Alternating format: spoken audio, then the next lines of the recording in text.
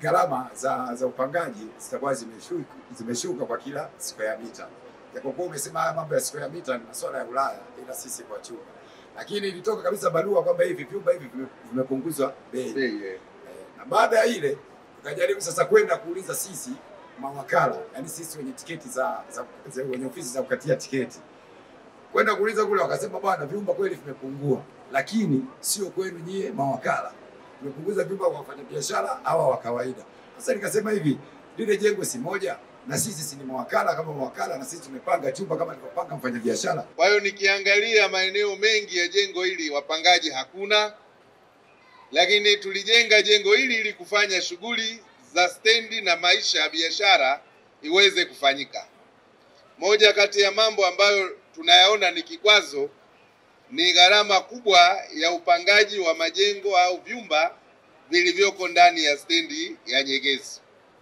Tunaambiwa square mita moja ilikuwa shilingi 25,000 sio 27, baadaye ikaletwa 15,000.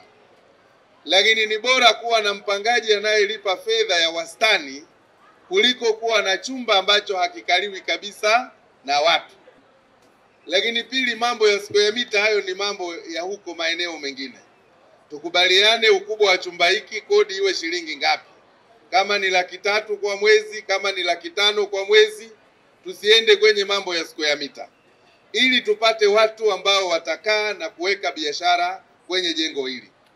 Lakini pia wako wengine, kampuni kubwa kubwa kama Alice, kama Budi, mnaona wale wanaweza kupewa eneo floor yao kabisa, wakatengeneza eneo maalum na mahususi kwa ajili ya wateja wao.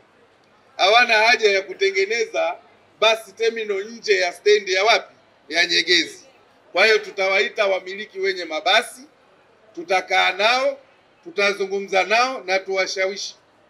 Na tutakaa na watu wa jiji kupitia na kutangaza bei ambazo zitawaattract wawekezaji, hasa wafanyabiashara, viongozi na wenye mabasi kuweza kuweka ofisi zao ndani ya stendi badala ya kuweka ofisi zao nje ya nini? Ya stendi. Kukatika kwa maji, hili jambo tutalifanyia kazi.